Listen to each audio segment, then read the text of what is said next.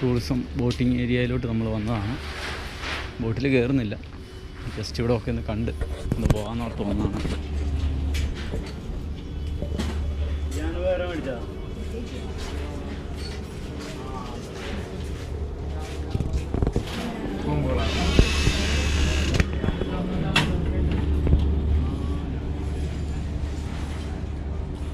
കൊച്ചിക്കായലിലൂടെ ബോട്ടിൽ സഞ്ചരിക്കാനുള്ള ഒരു സാധ്യത ഇവിടുന്ന് നമുക്ക് കിട്ടും.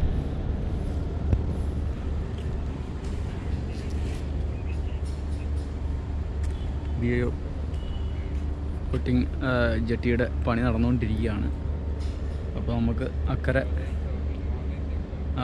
പഴയ ബിൽഡിങ്ങുകളും കപ്പലുകളും ഒക്കെ കിടക്കുന്നത് നമുക്ക് കാണാൻ പറ്റുന്നുണ്ട്.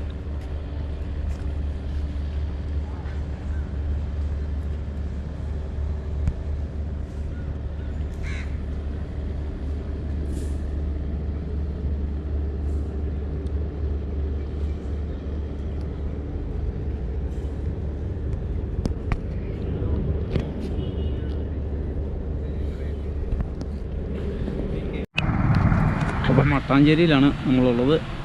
അപ്പോൾ നമ്മളിവിടെ വന്നിട്ട് കുഞ്ഞ് കിടക്കുന്ന നമ്മൾ മട്ടാഞ്ചേരി പാലസിൻ്റെ ഉള്ളിലേക്ക് കയറാൻ പോവുകയാണ്. അപ്പോൾ കുഞ്ഞിക്ക് ഭക്ഷണമൊക്കെ കൊടുത്തിട്ട് അവളെ കിടത്തിയിരിക്കുകയാണ്. രാവിലെ തന്നെ ചിക്കനൊക്കെ അടിച്ച് കയറ്റിയിട്ട് കിടക്കുകയാണ്. ഇപ്പം ബോട്ട് ജെട്ടിയുടെ പ്രവർത്തനങ്ങൾ ഇവിടെ പണികൾ നടക്കുന്നതേ ഉള്ളൂ. ഹലോ, നമസ്കാരം. ജോപ്പൻ്റെ യാത്രയുടെ പുതിയ അധ്യായത്തിലേക്ക് ഏവർക്കും സ്വാഗതം.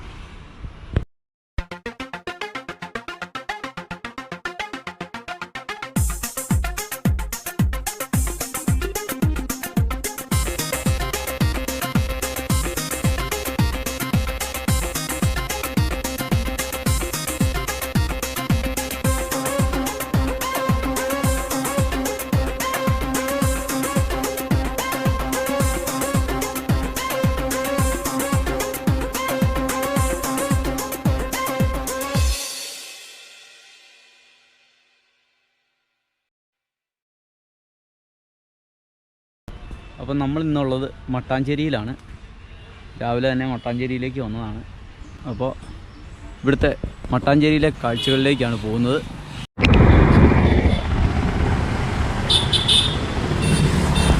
അപ്പം നമ്മൾ ഡച്ച് കൊട്ടാരത്തിൻ്റെ ഉള്ളിലേക്ക് പ്രവേശിക്കുകയാണ്. പഴയന്നൂർ ദേവീക്ഷേത്രമാണ് പ്രധാനമായിട്ടും ഡച്ച് കൊട്ടാരത്തിനുള്ളിലുള്ളത്. 1555 സ്ഥാപിച്ച ഒരു ക്ഷേത്രവും ഒരു കൊട്ടാരവുമാണ്. 4 കെട്ട് മാതൃകയിലാണ് ആ കൊട്ടാരം നിർമ്മിച്ചിരിക്കുന്നത്. അപ്പോൾ ഇതിൻ്റെ തൊട്ടപ്പുറത്താണ് ജൂ സ്ട്രീറ്റ്. നമ്മൾ ഇന്നലെയാണ് മട്ടാഞ്ചേരിയിൽ എത്തുന്നത്. അപ്പോൾ കൊട്ടാരത്തിൻ്റെ കാഴ്ചകളിലേക്കാണ് നമ്മൾ പോകുന്നത്. 1555 പോർച്ചുഗീസുകാർ കൊച്ചി രാജാവിന് സമ്മാനമായി നൽകിയ കൊട്ടാരമാണിത്. അതിനുശേഷം ഡച്ചുകാർ വന്ന് അത് പുതുക്കി പണിയുകയും അത് അവരിവിടെ താമസമാക്കുകയും ചെയ്തു. അങ്ങനെയാണ് ഇത് ഡച്ച് കൊട്ടാരം എന്ന് അറിയപ്പെടാൻ തുടങ്ങിയത്. ഇപ്പോൾ ഇത് ഇന്ത്യൻ പുരാവസ്തു വകുപ്പിൻ്റെ മ്യൂസിയമായിട്ടാണ് അത് നിലനിർത്തിയിരിക്കുന്നത്. അതുപോലെ തന്നെ ഇതിനുള്ളിലെ ക്ഷേത്രം കൊച്ചിൻ ദേവസ്വം ബോർഡിൻ്റെ കീഴിലാണ് സ്ഥിതി ചെയ്യുന്നത്. വളരെ വലിപ്പമുള്ള വളരെ മനോഹരമായ ഒരു കൊട്ടാരമാണിത്. 2 കവാടങ്ങളാണ് ഈ കൊട്ടാരത്തിലേക്ക് പ്രവേശിക്കാനുള്ളത്. ഒന്ന് കായലിന് അഭിമുഖമായും ഒന്ന് ആളുകളുടെ താമസ സ്ഥലത്തിന് അഭിമുഖമായുമാണ് കൊട്ടാരത്തിലേക്കുള്ള വഴി തുറക്കുന്നത്. പഴയകാലത്ത് ഉപയോഗിച്ചിരുന്ന ധാരാളം ഉപകരണങ്ങൾ 15-ാം നൂറ്റാണ്ടിലെ പല്ലക്കുകൾ, വാളുകൾ തുടങ്ങിയവയെല്ലാം കൊട്ടാരത്തിൽ പ്രദർശിപ്പിച്ചിട്ടുണ്ട്. ഇത് ആദ്യം പോർച്ചുഗീസുകാരും പിന്നീട് ഡച്ചുകാർ പുതുക്കിപ്പണിതോടെ ഡച്ച് പാലസ് എന്നാണ് ഇത് അറിയപ്പെടുന്നത്. അപ്പോൾ നമ്മൾ അകത്ത് കയറി. പക്ഷേ അകത്ത് വീഡിയോ അലൗഡല്ല. അതുകൊണ്ട് പുറത്തുനിന്ന് വീഡിയോ എടുത്തോളാനുള്ള അനുവാദം വാങ്ങിച്ചിട്ടുണ്ട്. അപ്പോൾ ഇതിനുള്ളിലൊരു ക്ഷേത്രം സ്ഥിതി ചെയ്യുന്നുണ്ട്. ഈ പാലസിനുള്ളിൽ അന്നത്തെ കൊച്ചി രാജാവിന് ഡച്ചുകാർ പണിത് നൽകിയ ഒരു പാലസാണിത്. പഴയന്നൂർ ഭഗവതി ക്ഷേത്രം ഇതിനുള്ളിലാണ് സ്ഥിതി ചെയ്യുന്നത്. അത് കൊച്ചിൻ ദേവസ്വം ബോർഡിൻ്റെ കീഴിലാണ് ഉള്ളത്. കൊട്ടാരത്തിനുള്ളിൽ നമ്മൾ കയറി കുറച്ച് ഫോട്ടോസൊക്കെ എടുത്തിട്ടുണ്ട്. ഫോട്ടോ എടുക്കുന്ന അലൗഡാണ്, പക്ഷേ അതിൻ്റെ വീഡിയോ എടുക്കുന്നത് അലൗഡല്ല. Ticket counter.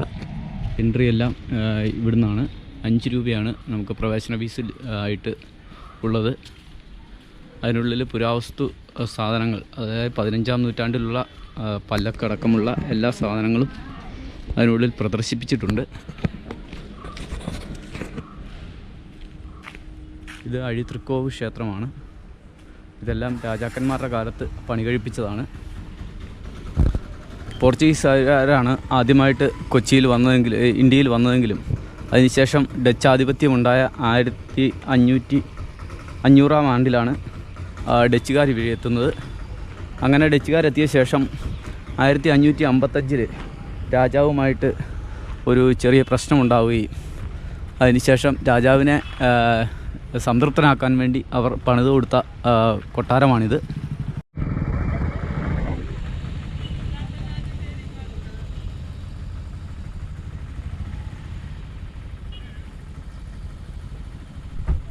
അപ്പോൾ നമ്മൾ ജൂ സ്ട്രീറ്റിലോട്ട് പ്രവേശിക്കുകയാണ്.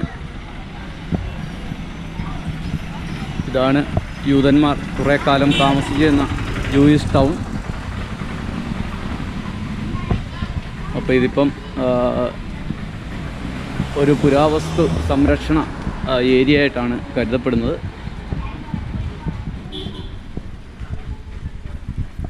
രാവിലെ സ്ട്രീറ്റൊക്കെ തുറന്നു വരുന്നതേ ഉള്ളൂ. അതിനുള്ളിലൂടെയാണ് നമ്മൾ യാത്ര ചെയ്യുന്നത്. ഇവിടെയെല്ലാം സുവനീർ ഷോപ്പുകളാണ് കൂടുതലും. ഉള്ളത്. അതുപോലെ തന്നെ ആൻറ്റിക്കായിട്ടുള്ള സാധനങ്ങൾ വിൽക്കുന്ന കടകളുണ്ട്. ഇതെല്ലാം അത്തരം കടകളാണ്. ഇന്ത്യയുടെ വിവിധ ഭാഗങ്ങളിൽ നിന്നുള്ള ആൻറ്റിക് സാധനങ്ങളാണ് ഇവിടെ വിൽക്കുന്നത്. അതുപോലെ തന്നെ കരകൗശല വസ്തുക്കൾ വിൽക്കുന്ന കടകളുണ്ട്. വൈകുന്നേരങ്ങളിലാണ് ജൂ സ്ട്രീറ്റിന് മനോഹാരിത കൂടുതലായിട്ട് വരുന്നത്.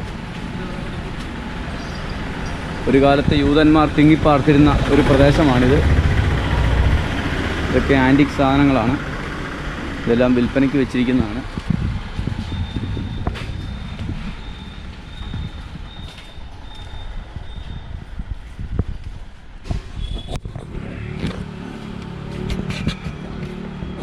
വരാഹം, കല്ലിൽ തീർത്ത വരാഹമാണ്. അതുപോലെ തന്നെ ശിവലിംഗമുണ്ട്.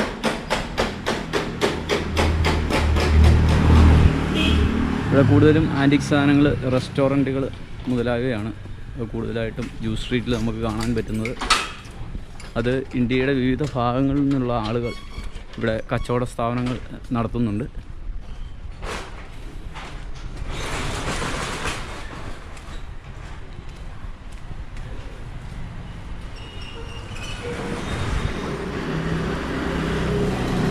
പഴവയെല്ലാം അതുപോലെ തന്നെ നിലനിർത്തിപ്പോരുന്ന സ്ഥലമാണിത്.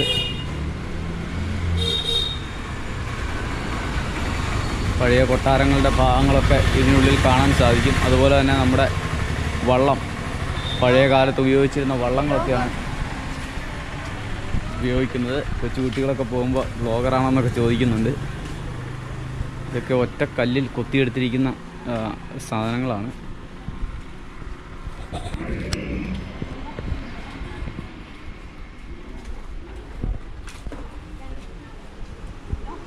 പഴയ പള്ളിയിലെ അരളിക്ക് വെക്കുന്ന ഭാഗങ്ങളൊക്കെ ഇതിൻ്റെ അകത്ത് കാണാൻ പറ്റും. വിവിധ മതങ്ങളുടെ സാധനങ്ങൾ ഇവിടെ വിൽക്കുന്നുണ്ട്.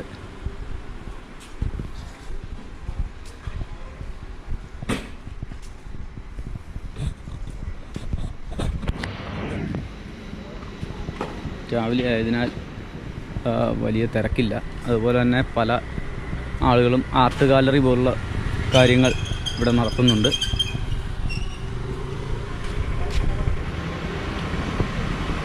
ഇനി നമ്മൾ പോകുന്നത് സിനഗോഗിലേക്കാണ്. വലത്തോട്ട് പോയാൽ സിനഗോഗും ഇടത്തോട്ട് പോയാൽ ജൂയിഷ് സിമിട്രിയുമാണ് നമുക്ക് കാണാൻ പറ്റുക. അപ്പം നമ്മൾ സിനഗോഗിലേക്ക് പോവുകയാണ്. ഇത് അടുത്ത വഴിയാണ്, അടുത്ത ഗല്ലി.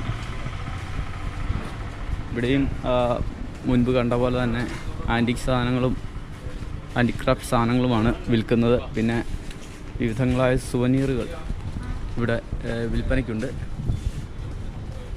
കേരളത്തനിമ പേറുന്ന സുവനീറുകളാണ് കൂടുതലും.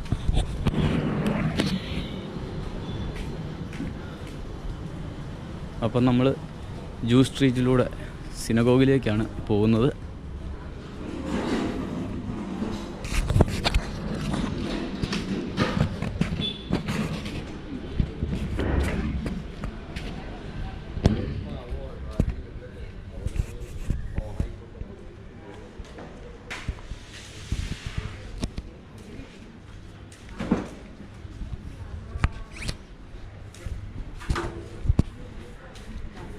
എല്ലാം ധാരാളം റെസ്റ്റോറൻറ്റുകൾ നമുക്ക് കാണാൻ പറ്റും.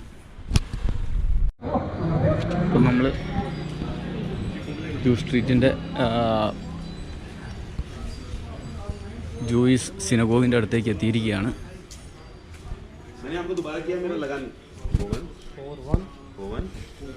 ഇവിടെ ധാരാളം സന്ദർശകർ രാവിലെ തന്നെ എത്തിയിട്ടുണ്ട്.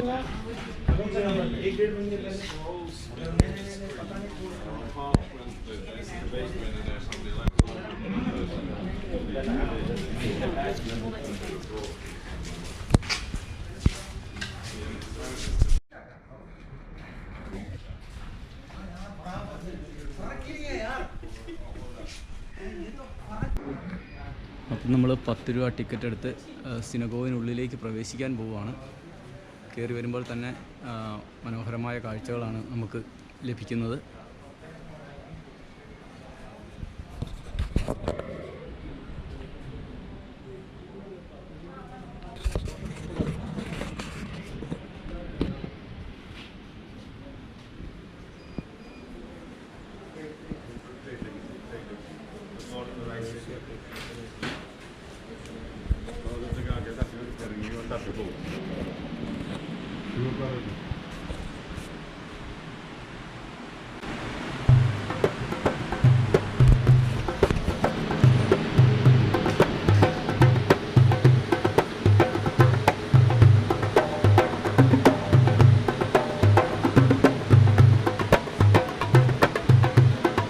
ഇതൊരു ആരാധനാലയമാണ്. അതുകൊണ്ട് തന്നെ നമുക്ക് കൂടുതൽ ശബ്ദത്തിൽ സംസാരിക്കാൻ സാധിക്കുകയില്ല.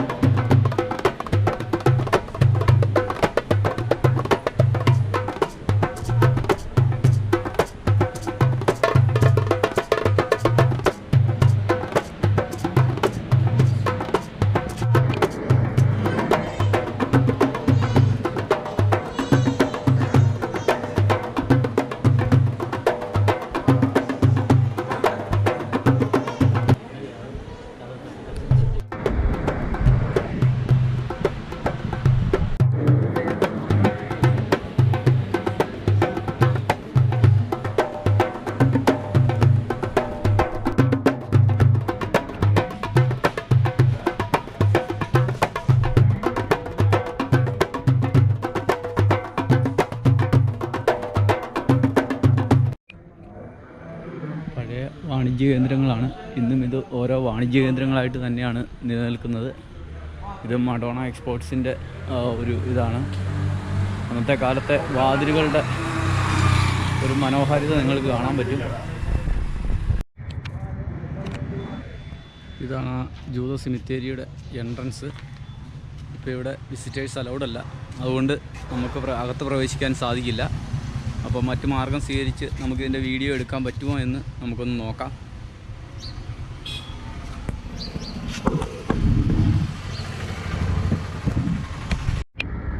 ഇതാണ് ജൂയിഷ് സിമിട്രി. അവരുടെ കബറിടങ്ങളാണ് ഇവിടെ കാണാൻ പറ്റുന്നത്. അപ്പോൾ നമുക്കിതിൻ്റെ അകത്ത് ഇപ്പോൾ പ്രവേശനമില്ല.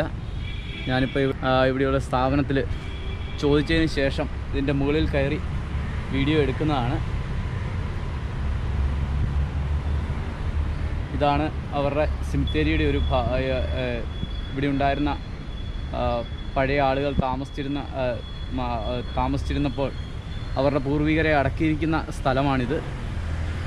നിറയെ മരങ്ങളൊക്കെ വെച്ച് പിടിപ്പിച്ച് അതിനുള്ളിലാണ് അവരുടെ ശവക്കല്ലറകൾ നമുക്ക് കാണാൻ സാധിക്കുന്നത്.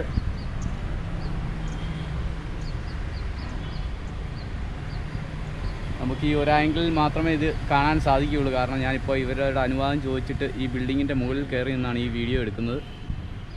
ഉള്ളിലേക്ക് പ്രവേശനമില്ല ഇപ്പോൾ. അപ്പോൾ മട്ടാഞ്ചേരിയിൽ വന്നപ്പോൾ ജൂതപ്പള്ളിയും ജൂതന്മാർ അന്തി ഉറങ്ങുന്ന ആ കബറിടവും നമുക്ക് കാണാൻ സാധിച്ചു.